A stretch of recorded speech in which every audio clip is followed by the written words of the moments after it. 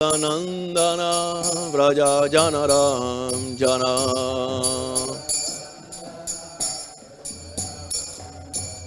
Yasoda Nandana Vraja Janaram Jana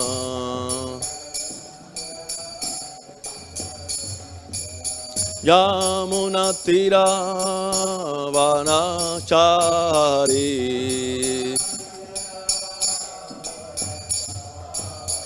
Yamuna Tira Vanachari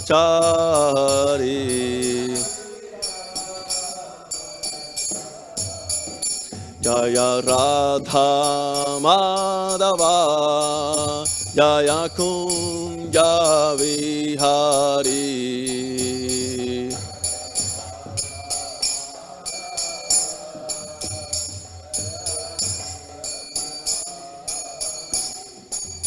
Jaya Radha Madhava Kunja Vihari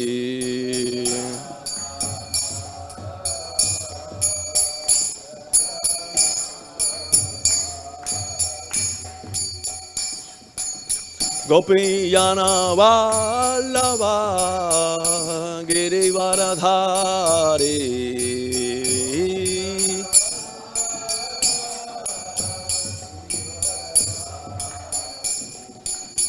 Gopiyana Vallabha Girivaradhari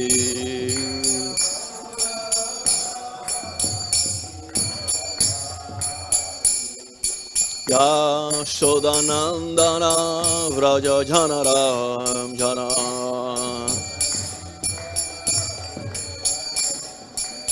Yashodanandana Vraja Janaram Jana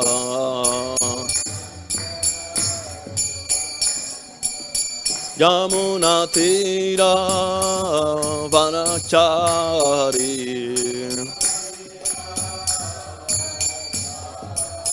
Yamuna Tira Vanachari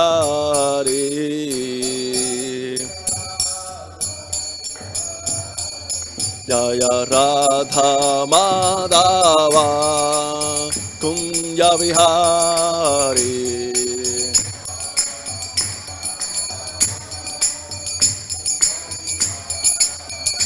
Jaya Radha Madhava Kunja Vihari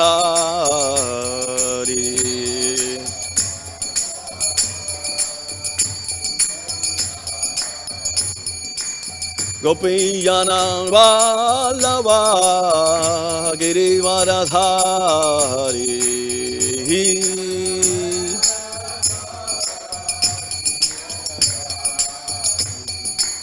Gopiyana Vallabha Girivaradhari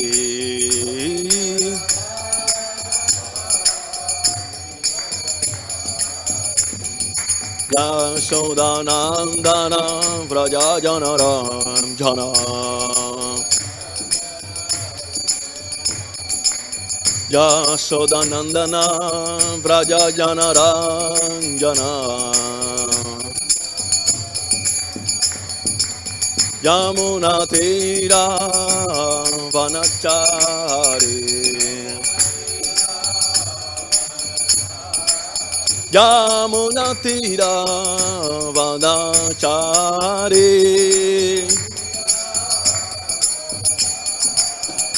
Jaya Radha Madhava Kunja Vihari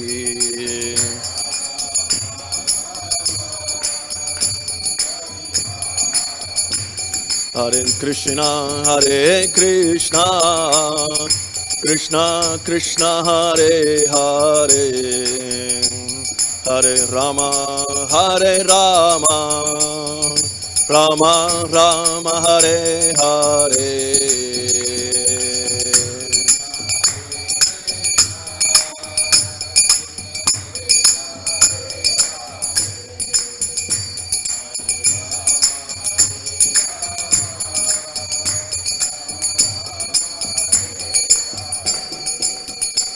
Hare Krishna,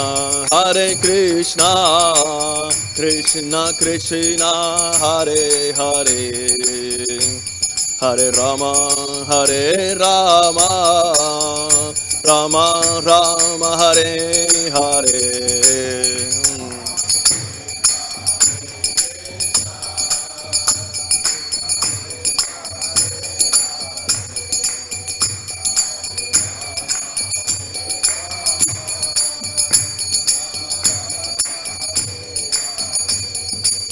Hare Krishna, Krishna Krishna, Hare Hare, Hare Rama, Rama Rama, Hare Hare.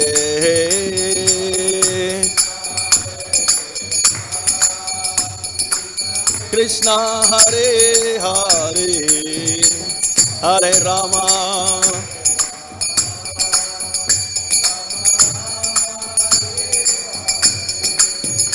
Hare Krishna, Krishna Krishna, Hare Hare, Hare Rama, Rama Rama, Hare Hare.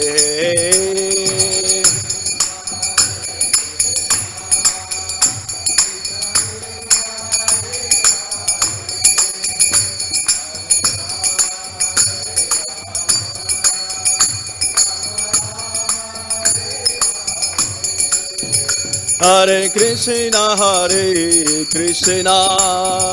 Krishna Krishna, Hare Hare, Hare Rama, Rama Rama, Hare Hare.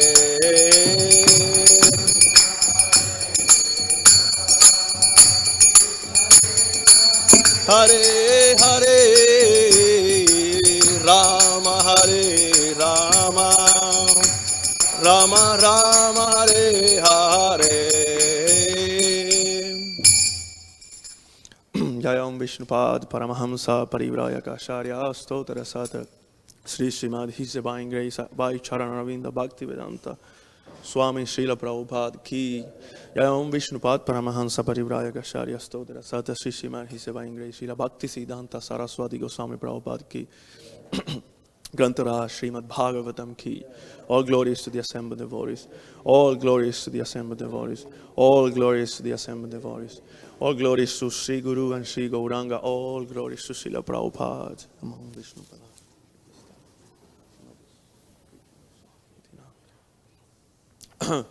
Om Namo Bhagavate Vāsudevaya. Om Namo Bhagavate Vāsudevaya. Om Namo Bhagavate Vāsudevaya. Narayanam Namaskrityam Naram Chaiva Narottamam Devim Saraswatim Vyasam Tato yayanudhiraye nastapraye swabhadresu nityam bhagavata sevaya bhagavati uttama shloke bhaktir bhavati naistiki. Reading from Srimad Bhagavatam, Canto 3, chapter 24, text 45. Vāsudeve bhagavati sarva-jñe pratyag-ātmani pareṇa bhakti-bhāvena labdha-ātmā mukta-bandhanaḥ. Vāsudeve bhagavati sarva-jñe pratyag-ātmani pareṇa bhakti-bhāvena labdha-ātmā mukta-bandhanaḥ. Vāsudeve bhagavati sarva-jñe pratyag-ātmani pareṇa bhakti-bhāvena labdha-ātmā mukta-bandhanaḥ.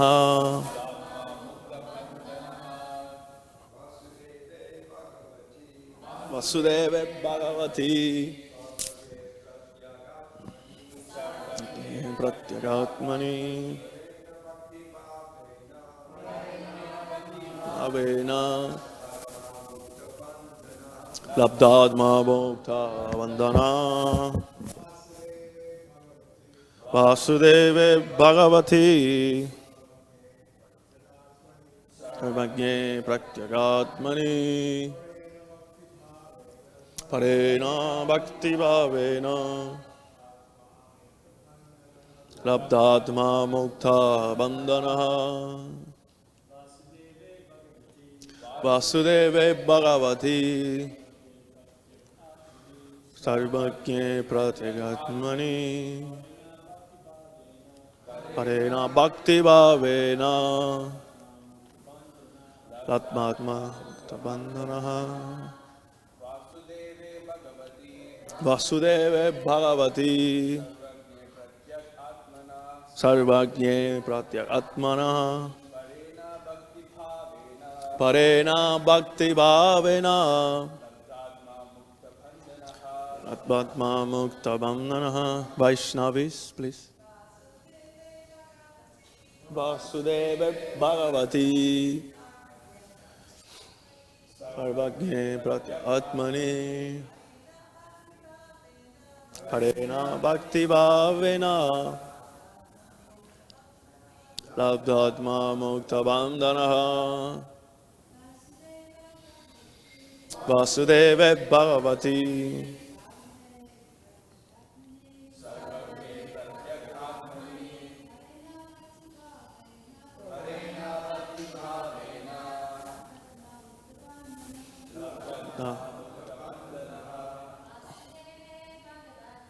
Vāsudeve bhagavati sarva-jñe pratyag-ātmani pareṇa bhakti-bhāvena labdha-ātmā mukta-bandhanaḥ. Vāsudeve to Vāsudeva Bhagavati, the personality of Godhead, sarva-jñe, omniscient, pratyak-ātmani, a supersoul within everyone, pareṇa, transcendental, bhakti-bhāvena, by devotional service, labdha-ātmā, being situated in himself, mukta-bandhanaḥ, liberated from material bondage. Translation and purport by His Divine Grace, A.C. Bhakti-Vedanta Swami Srila Prabhupada Ki Jai. He thus, Kardama Muni, became liberated from conditioned life and became self-situated in transcendental devotional service to the personality of Godhead, Vāsudeva, the omniscient supersoul within everyone. Purport.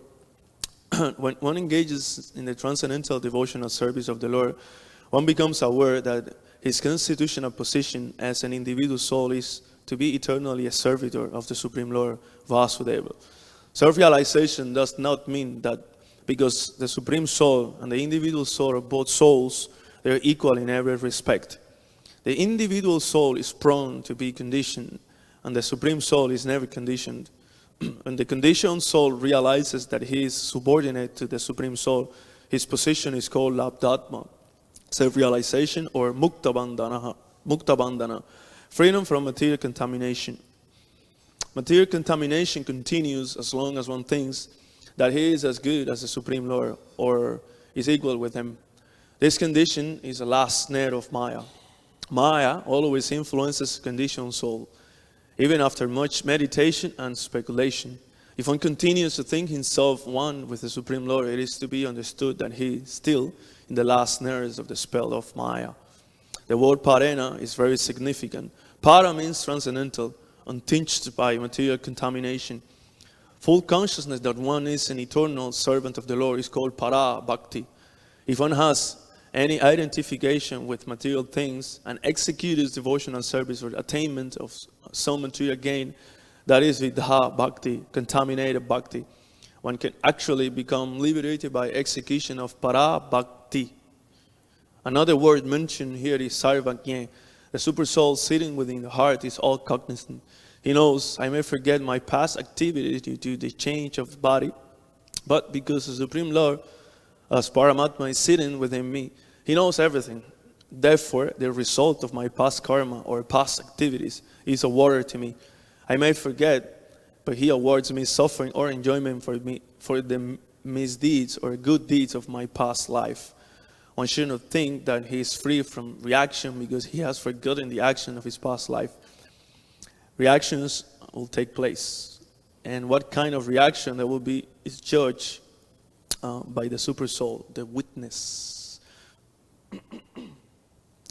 Om Gyanatimirandasya Gyanangyana Shalakaya Shakshurun Militam Gena Tasmai Shri Gurave Namaha Sri Chaitanyam Mano Vishtam Stapitam Yehena Bhutale Swayam Rupa Kada Mahyam Dadati Swapadam Tika He Krishna Karuna Sindhu Dinavamdo Jagatpate Gopesha Gopeka Kanta Radha Kanta Namostite Taptakam Chana Gaurangi Radhe Vrindavaneshwari Prishavanu Sute Devi Pranamami Hari Priye Vancha Kalpataru Visha Kripa Sindhubhya Evacha Patitanam Pavanebhyo Vaishnavebhyo Namo Namaha Sri Krishna Chaitanya Prabhu Nityananda Sri Advaita Gadadhara Sri Vāsudeve Gaura Bhakta Vrinda Hare Krishna Krishna Krishna Hare Hare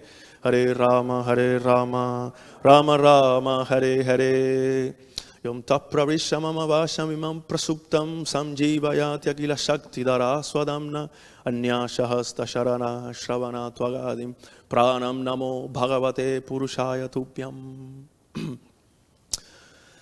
Vāsudeve bhagavati sarva-jñe pratyak-ātmani pareṇa bhakti-bhāvena labdha-ātmā mukta-bandhanaḥ. He thus became liberated from conditioned life and became self-situated in transcendental devotional service to the personality of Godhead, Vāsudeva, the omniscient soul within everyone. So here, Maitreya Muni is continue talking about the condition of Kardama Muni.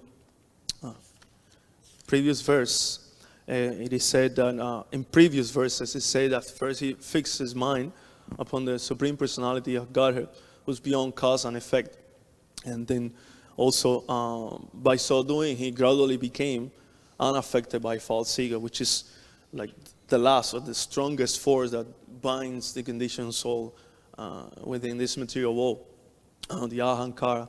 So the result is that he became liberated from conditional life. And sometimes the concept of mukti or liberation sounds to be like a little abstract. You know, I remember when before I came to Krishna consciousness, I used to read a lot, not a lot, but like a few books of Māyā philosophy and so New Age and stuff like that. And you know, the concept of liberation seemed to me like something like really far out, really like, you know.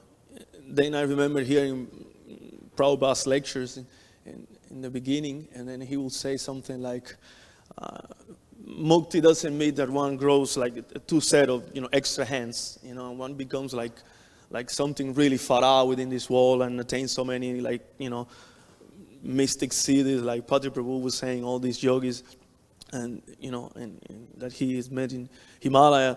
But bhakti means that one, what is that verse? Mukti hitanjata rupam swarupena vyavasitihi. That one gives up all false identification with the gross body and the subtle mind, and then he established himself in his own position. Ivera Swarupa Hai, Krishnera Niti Das, just like Prabhupada says somewhere in the purport, that as an individual soul is to be eternally a servitor of the Supreme Lord Vāsudeva. So this is a real position. As soon as one is established in pure devotional service, para-bhakti, like Prabhupada mentioned in the purport, one immediately becomes liberated. So sometimes, it's my practical experience and also seeing like other devotees in their Krishna consciousness, it seems like, okay, well, we are like trying to practice, or we're practicing devotional service, but we're still conditioned. Sometimes, oftentimes we like kind of regret our condition all the time, wondering, how long this condition is going to continue on. Well, the thing is, one of the main reasons is that we're not engaging in para-bhakti. We may think that we are like doing some like mamchayo bhya-bicharena bhakti-yogena sevate, like being in unalloyed, engaged in unalloyed devotional service. But the reality is that most of us, I'm not saying everyone, of course, there are some great souls in here, like Subhas Prabhu, Bhrigu Prabhu, Archita, and many others that they're constantly engaged in devotional service, even though externally they may appear that they're doing something else, something materially, but they're doing the work of the service of the Spirit, the Master, which is well, I just forgot the word. Anyway, so the service of the Spirit, the Master, which is in line with the teachings of the Srimad Bhagavatam. So when at the end of his first canto, Parikshit Maharaj, he was asking about, what is the duty of a person who is dying? This is a very important question, because we may forget, that we're going to die one day, but death doesn't forget. He's going to come. And Krishna says that in Bhagavad Gita, no worries, I'm going to come. Mrityu sarva harashaham. I'm going to come, and I'll take care of everything. Whatever you have done, or whatever you have worked so hard for, I'll take that. Whatever your wife or kids or whatever houses and all these things that, materialists endeavor so hard to get. So death is going to come. So this question, before Sukadeva Goswami begins his exposition, his speaking of Srimad Bhagavatam, he said that this is a very nice question, Parikshit Maharaj. Variyam esate prashna krito loka hitam nripam. It's a very good question, and it's beneficial for all living entities, for all humanity. It's not like only for you or for me or the sages assembled. It's good for everyone, because the subject matter of this, the answer to this question constitutes the prime subject for a human to hear about. So generally, when we take birth, especially in a non-Vedic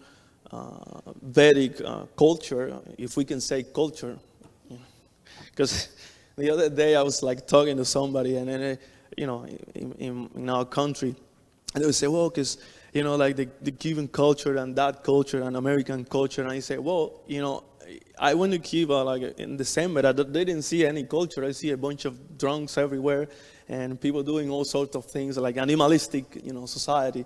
So that cannot be called culture. But when we take birth in such animalistic societies like nowadays, we are trained to hear so many things. So many things, so many topics are there. I remember going to school. My God, I had a backpack and it was full of all sorts of unique books. A book about this, about that, the life of that person, this other person. So many things, so many subject matters. Shrotta Vyadini Rayanda, Nrina Santi Sahara, thousands of topics. But there was no topic about like how to become free from conditional life. And if you're born in a communist country, you're suffering. Because in other places, when the situation is like kind of, or the system is more like capitalism or something else, there is always an illusion that, we're doing okay. We have a really nice house, and, my check is like, I don't know, like $2,000 a week, or I don't know. there is always the illusion if I do this, I may improve my material condition, and then I'll be okay. And then there is the glorious, U.S. Army is going to protect me if the Russians or somebody else attack, and all these different things that they're always, saying in the news and so. So the illusion that we're protected, that we're okay, is always present there, no matter, how, low or high we may be in terms of material thinking. So that illusion is always there. But when you born in a difficult country, you realize from the very beginning that there is danger, that there is pain, because you're feeling it. So it's very easy to understand that we have to find the solution, but they don't know what the solution is. So still they're under illusion, because they continue thinking that if I just leave this country and I go to America, or I go to Europe, or I go to China or Africa or whatever, then I'll be free from any sort of pain or condition life.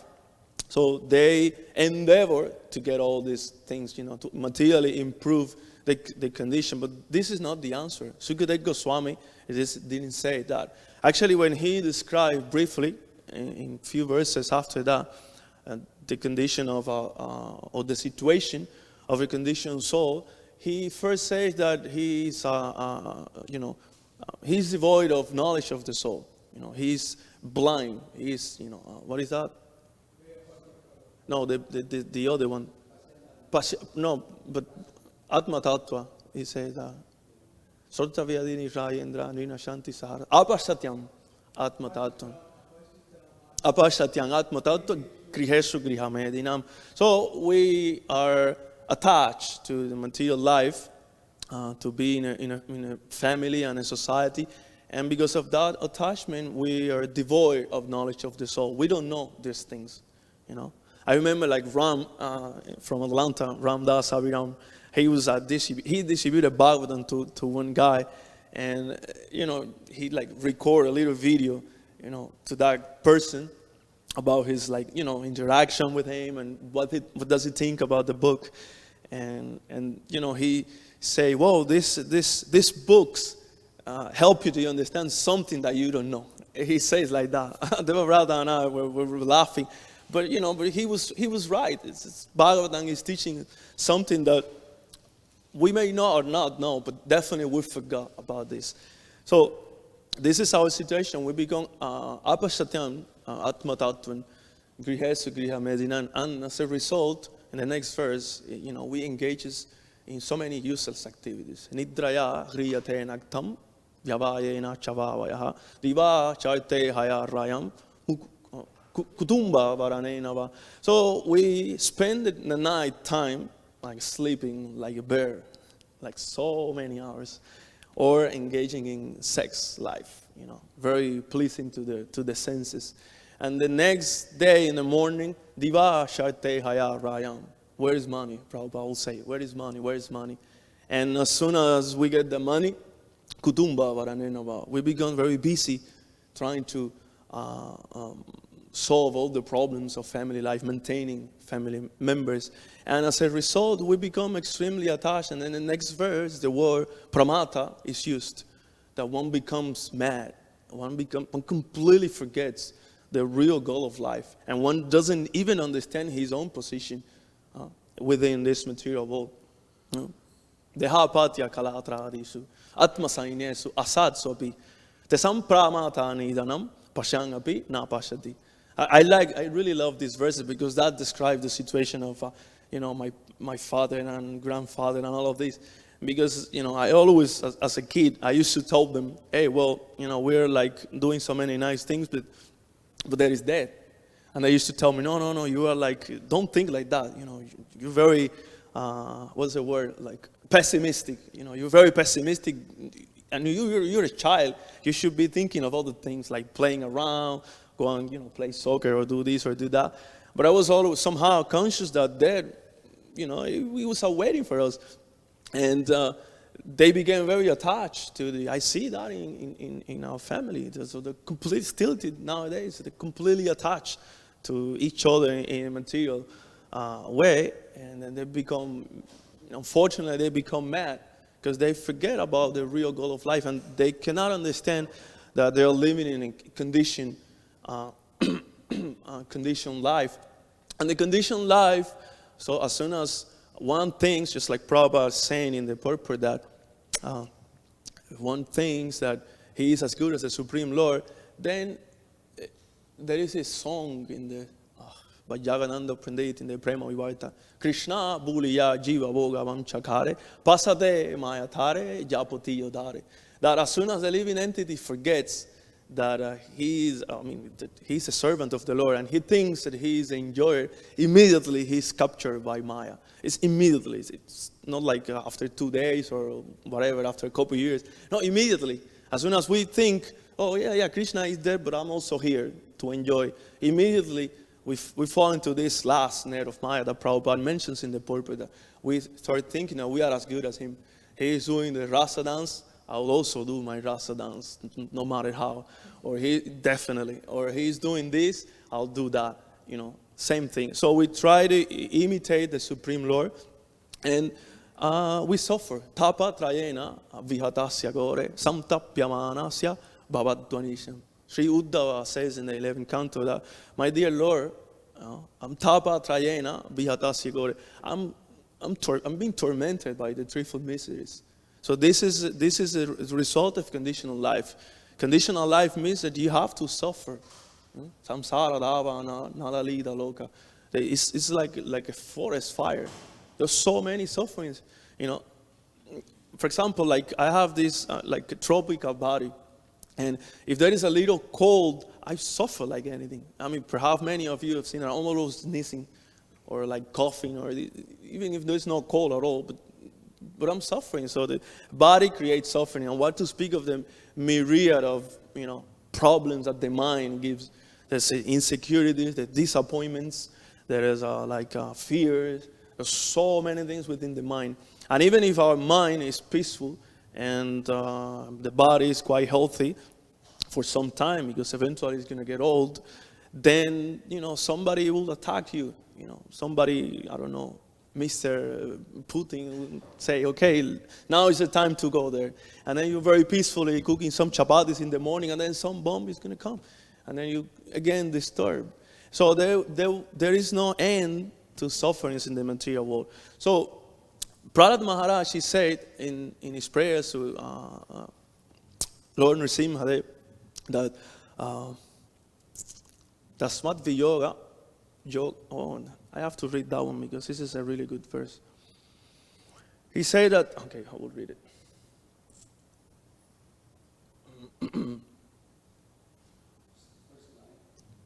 Tasmat Viyoga, Samyoga Viyoga Janma. I know where it is. Yasmat Priya Viyoga Samyoga Yatma Sokagnina Sakala Joni Sudauhyamana Dukau Sadam Tadabi Dukanatati Diyahan Bumam Brahmami Vadame Tavadasya Yogam. He say, O great one, O Supreme Lord, because of combination with pleasing and displeasing circumstances, and because of separation from them, one is placed in a most regrettable position within heavenly or hellish planets, as if burning in a fire of lamentation. Although there are many remedies by which to get out of miserable life, any such remedies in the material world are more miserable than the miseries themselves. Isn't it? Therefore, I think that the only remedy is to engage in your service. Kindly instruct me in such service. So this is what Maitreya Muni is teaching here. Say pareṇa bhakti-bhāvena, that you have to engage in para bhakti, because other solutions, or even if we are practicing, and this is evident in many of us, even if we are practicing, how is it called? Vidha bhakti, which is not contaminated bhakti, because we have some like other philosophies, like, Krishna says, sarva-dharman parityaja, but I will add my own thing, So as long as we are adding our own thing, and it becomes vidha bhakti instead of para bhakti, then we have to suffer. And whatever remedies or whatever solution we're trying to make to solve our problem, it will be useless. I mean, this is Prahlad Maharaj talking. I'm not saying it on my own. He's a Mahayana, an authority. He's saying that, what is that? Jasmat priya priyoga sanjo. Sokagnina sakalayoni sudauhyamana. Soka agni. Soka means lamentation. You will be always in lamentation. And pain and so many other situations. Therefore, Sukadeva Goswami, after saying all of this, he said, Tasmat bharata sarva-jñe bhagavan ishvaro hari shrotavya kirtitavyascha smartavyam chechatabhaya. First, shrotavyam. If you don't hear about the Lord, you cannot do any other service. Sometimes some people come, I just want to do the kirtan, Hare Krishna. What is that? What nonsense is that? If you haven't heard about the Lord, just doing some Māyā kirtan, singing. I'm so glad that His Holiness Jayadvaita Swami wrote that book about the kirtans, the standard of the kirtan. Because kirtan is a glorification of the Lord. It's not a bunch of people sitting around chanting some mantras like for their own, satisfaction. No, this is not kirtan. It's better not to do anything. It's better to go to one room and watch Netflix or whatever instead of like offending the holy name of the Lord. So first Sukadeva Goswami say Shrotavya. You have to hear. We have to hear about the Lord. And if we examine the prayers, I like reading the prayers of different prayers in Bhagavatam. And if we examine the prayers of different devotees in Bhagavatam, when generally in the beginning they start like glorifying the Lord for being the supreme controller. From you comes the three modes of material nature, and you're the Supersoul in everyone's heart, and you're the cause and an effect of this material world, and you're the maintainer and destroyer, and this and that. Generally, this is like how they generally begin. But then eventually, as the realization is maturing and their heart is becoming purified, they start asking for a spiritual, engagement, spiritual desires. As for example, Dhruva Maharaj says, Bhakti muhu pravahataptvaime prasango bhuyadananta mahatang amala sayanam yena yasol bananguru vyasanam bhavadim nesye bhavat gunakatam ritapanamataha. I just want to be there in the association of your devotees. Why? To just eat prasadam and getting fat? No. To hear about you, my Lord. Because I realize that if I hear about you, if I hear your katha, then I'll be able to cross over this material contamination. If I engage in the service of those amala sayana, devotees without any contamination, then definitely I'll be able to cross over the ocean. And Prahlad Maharaj, he basically says the same somewhere, in one of the last prayers. I don't know, I'm not going to look at that, but he mainly basically say the same. Lord Brahma also. Actually, there is an interesting prayer of Prahlad Maharaj. Trastos myaham kripana vatsala dusa samsara chakra kadanat grasadam pranita vadda swakarma usattama tyangrimula pritopa varga sharanam vayase kadanu. He said that almost powerful, insurmountable Lord, who are kind to the fallen souls. I have been put in the association of demons as a result of my activities. This is very interesting because oftentimes we say, oh yes, the Lord put me in that position. We all, if it's something bad, if Krishna's, he had to do, he did it. I'm not. I'm a lasam. I'm very pure and contaminated, but Krishna did it. No, this is a result of our own nonsense that we place in a difficult situation. Or sometimes somebody laments, oh, I was born in a very degraded place and this and that. Yeah, but it was your own fault. You wanted to take birth there, because maybe you were quite demoniac in your previous life, and it's not always the case. Sometimes the Lord has His own plan, and He may, place the seed of a pure devotee in the middle of so many demons just for the purpose of liberating them. But that's a rare occasion. Generally, we take place in a family of or in a family of demons or in a demoniac society because samsara chakra kadanat grasadak pranitam, because our own activities. We engage in so many materialistic activities, because we have so many material desires, and those are the reactions, as Prabhupada explained in the purport, that we may forget, we may forget because of the change of the body, but there is a witness, eternal witness. He is there within the heart. He knows everything. Vedaham samatitani vartamanani charjuna vavisyami sabhujanti mantu vedana kasyana. He say, I know the past, the present, the future. I know everyone, but no one knows me. I'm there. We cannot know him unless he decides to reveal himself. So this is the situation that one should, or we should, somehow or other, be able to fix ourselves in para bhakti. This is the last conclusion of all the shastras. That if somebody engages in pure bhakti, savai pumsam paro dharmo bhakti yoga, what? Yato bhakti radokshaye ahaituki apratihatam jayatma suprasidati. Then you become happy, you become free. You become free. But it has to be ahaituki and apratihata. It has to be uninterrupted and without any material motivation. It's not like we do sometimes some little bhakti in here and then little Māyā in here. His Holiness Gaur Govinda Maharaj used to say that some of his devotees were like fans, the fan, sometimes it's blowing air here and then it goes to the other side. So we're like that. Sometimes we're looking at Bhagavatam, and then the other time we're looking at the news or some girl around or whatever, and then again. So it's not going to work like that. It's just like if you want to warm something in a microwave, you're going to just put it for 3 seconds and take it out. And then another 3 seconds and then you take it out. It's just never going to get warm. You have to put it there for some time. For a minute or 2 minutes or, whatever it is. So it's the same. One have to engage himself in transcendental para bhakti, analoy. Prabhupada used this word many times. Analoy bhakti. And then, by so doing, etan gunam atityatim dehi deha samudbhava janma mrityu jara dukkha vimukta amritam asnute. The conditioned soul will be able to overcome the influence of the 3 modes of nature. And then by so doing, he becomes free from this janma, mrityu, jara, vyadi, and all the distresses that this creates in our life. And most important, vimukta amrita ashnute. He will drink the nectar even in this present life. So this is what I got. The end.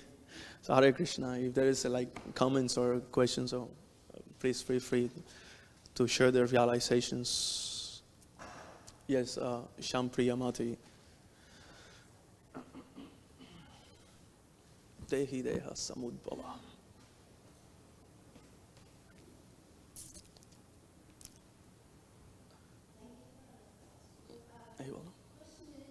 I think Mike is coming.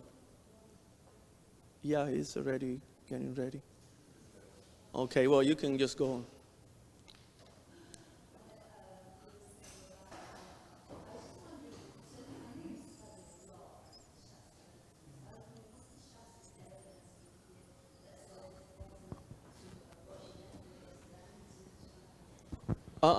Can you repeat?